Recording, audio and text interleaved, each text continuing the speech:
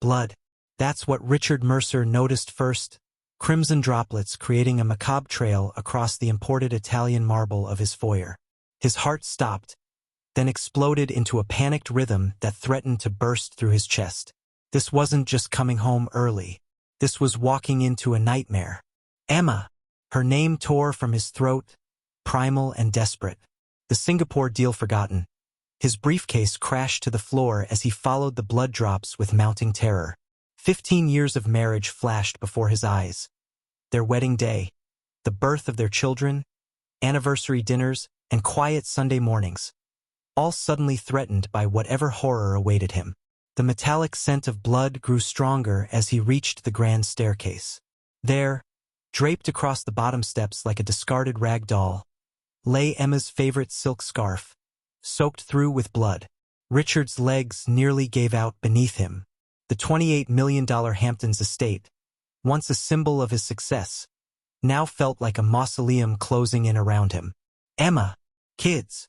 Richard screamed, his voice unrecognizable even to himself. The silence that answered him was deafening. The ticking of the antique grandfather clock in the hallway suddenly sounded like a countdown to something unimaginable. He took the stairs 3 at a time, following the trail that now included bloody handprints smeared along his pristine walls. Photos of their perfect family watched him from their frames, mocking what once was and might never be again. His mind raced through horrific scenarios. Home invasion, kidnapping, murder. The possibilities clawed at his sanity with each frantic heartbeat. At the top of the stairs, the trail veered toward the master bedroom. The door stood slightly ajar, a sliver of light spilling into the hallway. Richard's hand trembled violently as he reached for the handle, his wedding ring catching the light. A bitter reminder of vows that promised in sickness and in health, but never prepared him for this. As he pushed the door open, time slowed to an excruciating crawl. The hinges seemed to scream in protest, warning him not to look, begging him to run while he still could. But it was too late. The door swung open to reveal a scene that would forever divide his life into before and after. The pristine white bedsheets were stained crimson. In the center of their king-sized bed lay Emma, her blonde hair matted with blood, her eyes wide with what could only be described as relief. Richard! Emma gasped, sitting up suddenly. You're early. Oh my God. You weren't supposed to see this. Richard's legs finally gave out. He collapsed against the doorframe, unable to process the scene before him. Emma was alive, completely unharmed, and surrounding her on their $18,000 hand-stitched mattress were dozens of scripts, fake blood packets, and a professional camera setup. "Cut!"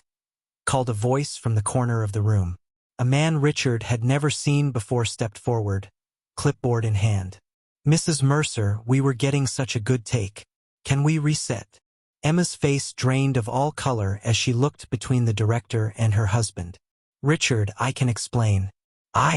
That's when Richard noticed the laptop open on the bedside table. On the screen was a half-edited trailer, The Betrayed Wife, Emma Mercer's story, with his wife's name prominently displayed as executive producer and star. "What the hell is this?" Each word escaped through clenched teeth as Richard's shock gave way to something darker. Emma clutched the blood-stained sheet to her chest, her perfect features contorted with guilt and defiance. "I was going to tell you after it was finished. The network offered me my own reality series. They said our life was too perfect, that we needed drama." The director awkwardly cleared his throat. "Your wife has remarkable screen presence, Mr. Mercer. We've already shot the scenes where she discovers your fictional affair. The audience will eat it up." Richard stared at the stranger talking about his marriage as if it were a commodity, then at his wife, the woman he'd built his life around, the mother of his children, the person he trusted above all others, who had turned their sacred bond into entertainment without a second thought. "You faked your own murder? For ratings?" Richard whispered, his voice dangerously quiet. Emma's chin lifted slightly, a gesture he'd once found endearing but now seemed calculated. "Not murder, just drama. Everyone knows reality needs enhancing. I was going to tell you before it aired." In that moment, Richard Mercer, The man who had clawed his way from nothing to build a tech empire worth billions, realized he'd been living with a complete stranger. The betrayal cut deeper than any fictional affair ever could. What Richard did next would shock everyone, especially Emma, and prove that reality could indeed be far more dramatic than fiction. Richard's laughter started slowly, a chuckle that built into something unrecognizable even to himself. It wasn't amusement, but the sound of something fundamental breaking inside him. The director and cameraman exchanged uncomfortable glances as Emma's practiced smile faltered. "Richard?" she ventured, reaching toward him. Her manicured nails, he noticed, were painted to match the fake blood. He stepped back. 15 years, he said, his voice eerily calm. 15 years I spent building everything we have. Do you know what I discovered today, Emma? Before I walked into this, the room fell silent. Even the cameraman lowered his equipment. The Singapore deal closed at $3 billion. $3 billion, Emma. The largest acquisition in my company's history. Richard loosened his tie, his movements deliberate. I came home early to surprise you. I was going to take you to that little place in Venice you love.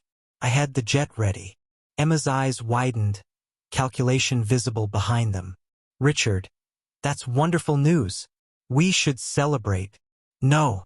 The single word cut through the room like a blade. What's wonderful is what happened on my way home.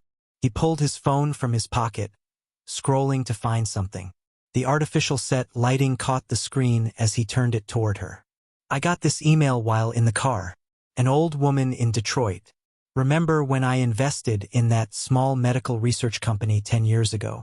The one you called a waste of money? His voice remained steady, but his eyes burned with intensity.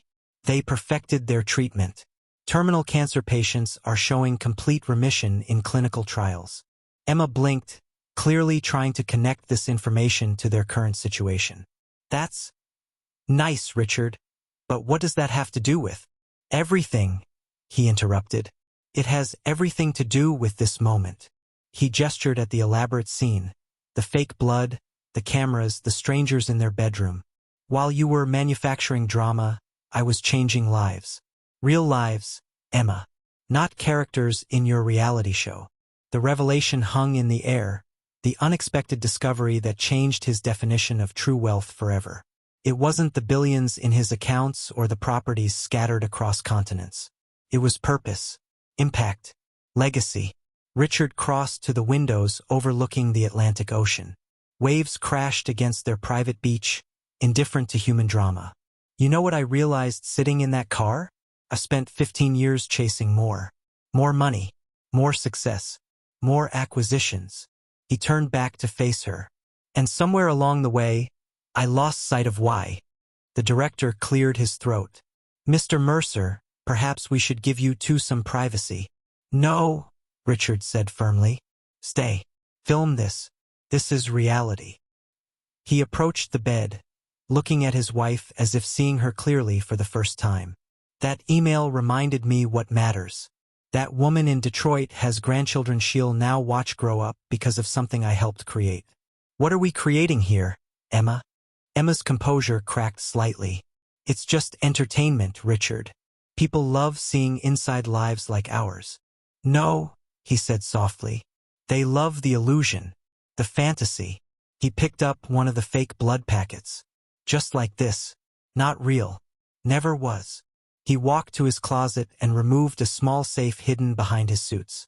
Emma watched, confusion evident on her face, as he entered the combination and extracted a worn leather journal. My father gave me this before he died, Richard said, returning to the bed.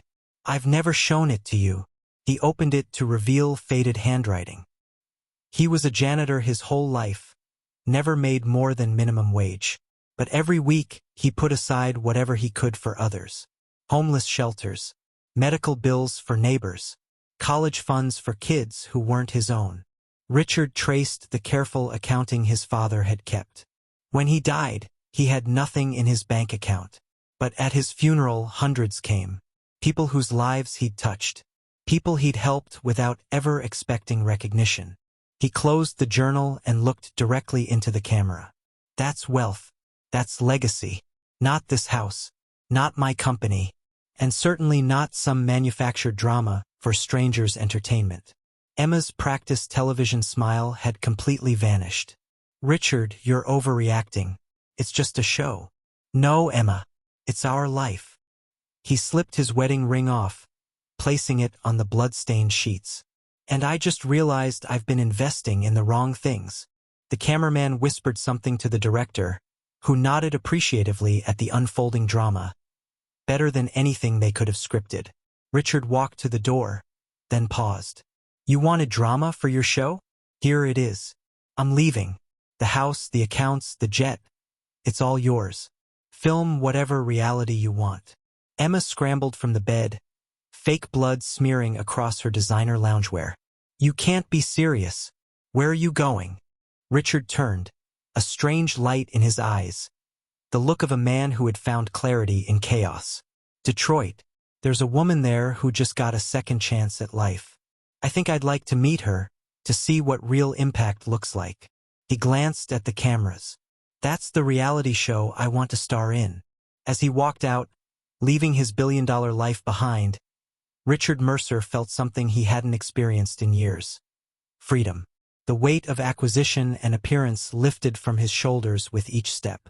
Sometimes, he realized, you have to lose everything to discover what you truly have. Behind him, he heard Emma shouting for the cameras to stop rolling. But for once, Richard wasn't concerned with appearances. The reality he was walking toward was worth more than the fantasy he was leaving behind. 6 months later, Richard Mercer stood in the doorway of a modest suburban home in Detroit, watching as Marion Davis, the cancer survivor whose treatment his investment had helped develop, celebrated her 75th birthday surrounded by 3 generations of family. Children darted between adults, paper plates of cake in hand, while Marion's gray-haired husband of 52 years kept his arm firmly around her waist, as if afraid she might still slip away despite her miraculous recovery. You sure you won't come in for cake, Richard? Marion called over, her eyes bright and clear where they had once been clouded with pain, finding him in the doorway. I'm fine right here, Richard answered, raising his plastic cup of punch in salute. He preferred observing from the periphery these days. After a lifetime in the spotlight, anonymity had become his most precious luxury. His phone vibrated in his pocket for the 3rd time that hour. Without looking, he knew it was either his lawyer or Emma's. The divorce proceedings had turned uglier than he'd anticipated. The reality show had aired despite his departure, rebranded as Left Behind, a millionaire wife's journey. The irony wasn't lost on him. Just as he silenced his phone, it rang again. This time a different tone. His son, Michael. Dad. The 18-year-old's voice cracked slightly. I saw the show. Richard closed his eyes, moving onto the front porch for privacy. He hadn't spoken to any of his children since leaving the Hamptons. Emma had convinced them he was having a midlife crisis, possibly a breakdown. He'd given them space, knowing they'd eventually seek their own answers. All of it? Richard asked quietly. Yeah, it's bullshit, Dad. Michael's voice strengthened. Mom's playing the abandoned wife, but that blood scene, that was messed up. Richard leaned against the porch railing, watching the sunset paint Detroit's skyline in hues of gold and pink. Beauty in a place he'd once only valued for investment potential. It doesn't matter, Mike. She can tell whatever story she wants. It matters to me. The boy paused. And to Sophia and Emma Jr. we know it's fake. Something loosened in Richard's chest. A knot of pain he'd carried since walking out. How are your sisters? They miss you. We all do. Michael hesitated. The house feels empty without you. Too big. Richard thought of the sprawling Hamptons estate with its 14 bedrooms and marble everything. Houses are just buildings, Mike. Home is something else entirely. Yeah, I'm starting to get that. The sound of a door closing came through the phone. Dad, there's something else. I got my MIT acceptance letter. Pride surged through Richard. That's incredible, son. But I'm not going. Michael's words were rushed, as if he'd been holding them back. I've been volunteering at this community center in Brooklyn. They have this program teaching coding to kids from low-income neighborhoods. I want to expand it, make it nationwide. Richard closed his eyes, emotion threatening to overwhelm him. You don't need college for that?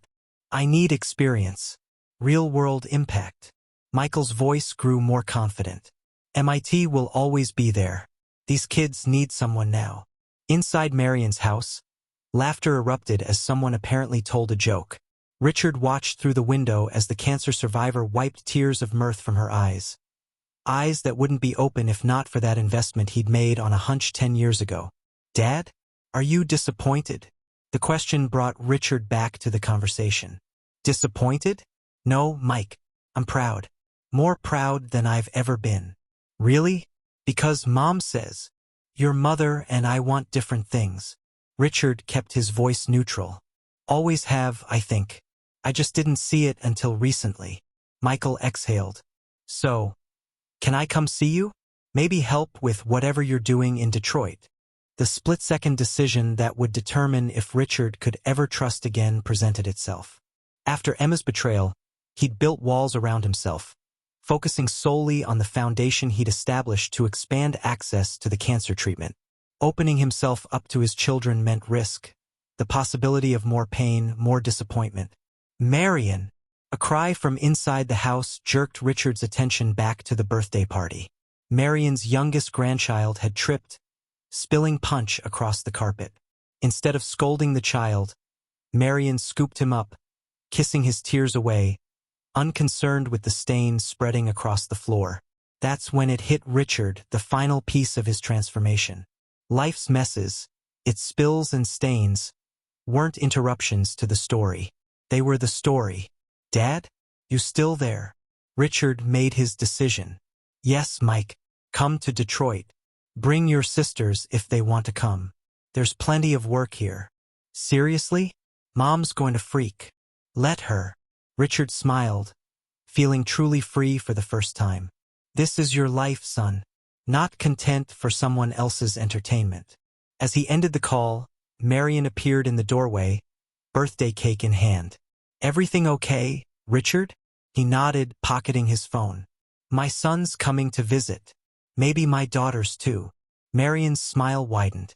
Family. That's what all this is for, isn't it? She gestured toward her home, filled with the people who loved her. Second chances aren't worth much if you don't share them. Richard accepted the cake, understanding now what real wealth was. Not the billions in his accounts or the properties across the globe, but the ability to make choices based on love rather than fear. To trust again after betrayal. To build something meaningful from the ashes of what was lost. As the sun set on Detroit, Richard Mercer, no longer defined by his millions, made a silent promise to himself. He would rewrite his story, not for ratings or appearances, but for impact, for purpose, for the legacy his father had tried to teach him about all those years ago. The path forward wouldn't be perfect. Emma's show would continue painting him as the villain. The divorce would drain millions. Some friends would choose sides, but standing on Marion's porch, watching her family celebrate the gift of more time together, Richard knew with absolute certainty. He had never been richer than he was at this exact moment. Sometimes you have to lose everything you thought you wanted to find what you truly need. And sometimes, coming home early changes everything, especially what you see when you finally open your eyes.